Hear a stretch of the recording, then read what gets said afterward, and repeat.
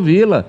O dólar, olha aí, o dólar continua, mesmo com a regulamentação da reforma tributária, o dólar continua batendo recorde. É o mercado financeiro pressionando o governo e o Congresso por corte de gastos. É a manchete do professor. E eu quero saber da Raniele, essa pressão está surtindo efeito? Como está o andamento do pacote aí na Câmara, Raniele? Pois é, ontem à noite eles já conseguiram aprovar o primeiro projeto desse pacote de corte de gastos. Isso já é considerado uma vitória para o governo. O próprio relator, que é de um partido da oposição, Átila Lira Filho, comemorou, disse que está confiante para os destaques que vão ser votados agora à tarde, que pode desidratar o projeto de lei. Mas, Amadeu, o que eu escutei aqui de alguns parlamentares é que a proposta de emenda à Constituição, essa ainda não tem acordo para votação. É tanto que o presidente da Câmara chegou ontem aqui dizendo exatamente isso, que ia sim colocar a votação, mas que não garantiria a aprovação. Ou seja, porque não tem consenso para a PEC, tem consenso para os dois projetos de lei. Hoje eles devem votar sim o projeto de lei que trata sobre mudanças na regra do Bolsa Família e do benefício de prestação continuada, mesmo com resistências do PT. Esse a gente tem que prestar atenção, porque pode ter votos contrários do próprio partido do presidente.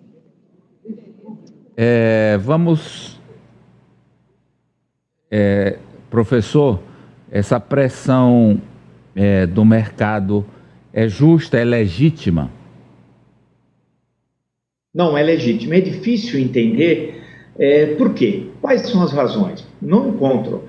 Se você olhar o crescimento do PIB desse ano, até o terceiro trimestre, que nós já temos os dados consolidados, nada explica essa especulação por parte do mercado financeiro. Se nós olharmos a taxa de inflação, que nós temos. Se nós olharmos a série histórica da taxa de desemprego menor da série histórica, se nós olharmos as exportações, olharmos a balança comercial, o balanço de pagamentos, é difícil descobrir qual a razão disso. Claro, significa que não tem problemas? Tem alguns problemas. Em relação à dívida pública, tem, que está sendo rolada diariamente, como nós sabemos, como todo país rola diariamente a dívida pública. Porém, a relação da dívida pública com o PIB, no caso brasileiro, é inferior à de outras grandes economias internacionais. Não significa que não é alta, mas é inferior. Acompanhar, a maior relação é do Japão, por exemplo. Então, é difícil entender. E a reforma tributária agora, que foi aprovada, que é muito importante, que isso tem um significado econômico para o crescimento da economia que nós veremos nos próximos anos.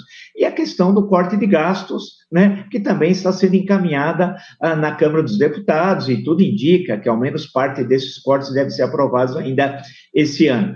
Em suma, não há razão para entender essa especulação do dólar chegar a certo momento a 6,20. Isso é especulação. Aí eu vi uma entrevista de um rapaz do mercado financeiro alegre ontem, com o dólar a 6,20. Eu falei assim, o rapaz está delirando, porque isso acaba, claro, criando uma desconfiança internacional em relação ao Brasil, prejudicando os investimentos. Claro que é uma coisa de curtíssimo prazo, de alguns dias essa especulação, semana, um pouquinho, mas eu acho que depois o dólar vai voltar ao que deve ser, que é algo em torno de 5,80, 5,85, que é a cotação que os economistas acham que o dólar deve ficar. É claro que ele não tem uma taxa fixa, mas eu acho que essa especulação é nociva ao Brasil, é uma queda de braço para o mercado financeiro e que não quer, por exemplo, olhar para a renúncia fiscal, para os benefícios tributários, benefícios tributários da Zona Franca de Manaus. É que não dá para explicar isso aqui, isso aí é uma festa, nisso ninguém quer mexer. Agora, BPC, salário mínimo, aposentadoria, aí todo mundo quer mexer. Para que o nosso ouvinte telespectador consiga entender, porque quando a gente fala em mercado de ações, em investimentos, em mercado, muita gente diz, meu Deus, não, eu não entendo muito bem isso não. Vamos lá. A economia brasileira vai bem. A gente vai fechar o ano com PIB em alta, desemprego em queda, aumento na renda real do brasileiro aí de 7%. Está tudo indo bem.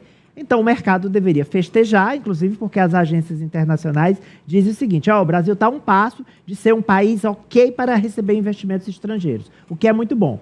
Por que o mercado está tão mal-humorado assim, digamos? Porque o mercado não quer perder nunca e ganhar sempre mais. Qual é a desculpa do mercado? Não, tá bom hoje, mas a gente vê o futuro. Estará bom no final de 2025? Estará bom em 2026? Não, porque o governo é muito gastador. Gasta demais. Então, como ele gasta demais, está bom agora, mas não vai estar bom daqui a 2 anos. Então, vamos acabar com o bom de agora. É isso que você viu. Eles estragam o que está bom agora, projetando que estará ruim no futuro. E vou traduzir em 3 palavrinhas no final das contas. Grana, grana, grana.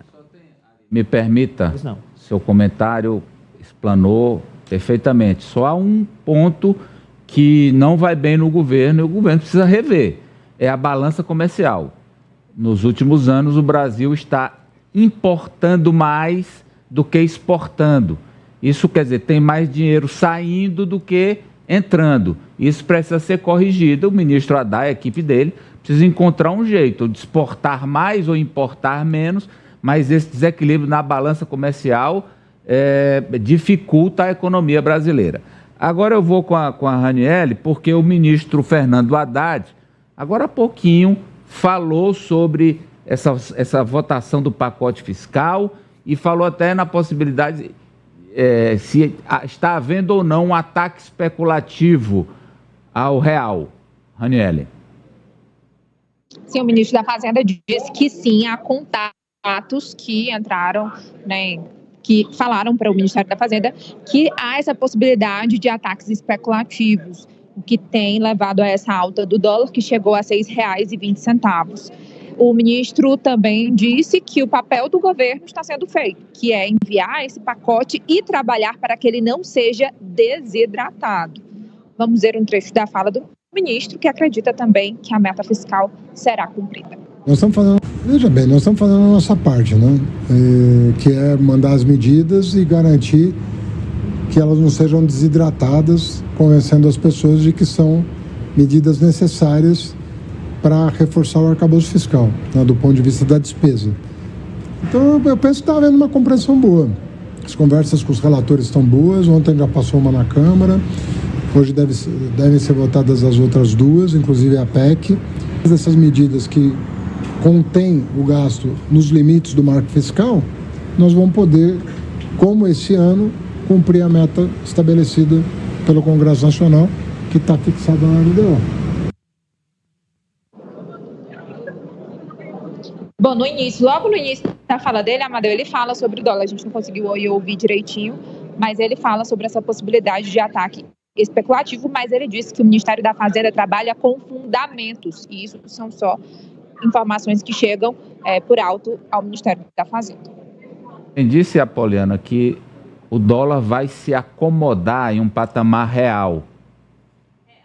E aí você vê que junto a esse cenário, a gente teve ontem também mais uma ameaça do presidente eleito Donald Trump sobre taxação mais dura ao Brasil. Em contrapartida, aqui, esse movimento do Banco Central, ele continua. Então, você tem todo um cenário perfeito com agentes internos e externos atuando para que essa instabilidade ou a sensação de instabilidade financeira ou de dificuldade financeira do país acabe impactando o famigerado mercado, que mantém aí as cotações, as movimentações do dólar, acaba afetando e deixando a moeda em alta, né? Aqui na nossa referência.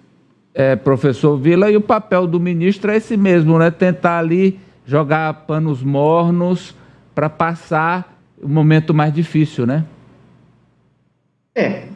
Que é um ataque especulativo, que o Brasil tem reservas monetárias de 364 bilhões de dólares, não vai queimá-las, queimou 1 bilhão outro dia, 2 bilhões, para enfrentar o ataque especulativo. Tende a acalmar, tem que ter uma linguagem serena, não bater de frente para o chamado mercado, que isso também não é o caso, numa linguagem, tem que aguardar a aprovação das medidas aí pela Câmara dos Deputados, e ontem mesmo o presidente da Câmara, Arthur Lira, disse, olha, eu vou fazer o possível para aprovar, não significa que vão ser aprovados. E o Arthur Lira, nós sabemos, tem excelentes relações aí com a chamada Faria Lima, né, como se diz o mercado financeiro. É bom lembrar que a gente fala mercado financeiro, fica uma coisa assim, se a gente olhar em termos de movimento da Bolsa, é muito pouco, é pequeno, viu, comparado a outros países, mas isso tem um efeito propagandístico, né, ideológico e eleitoral, que é no sentido de enfraquecer politicamente o governo. Na verdade, as pessoas estão olhando, Amadeu, para 2026 já. A campanha já começou, viu? E houve uma torcida quase explícita do mercado quando o Lula adoeceu, né? Foi uma coisa verdadeiramente impressionante.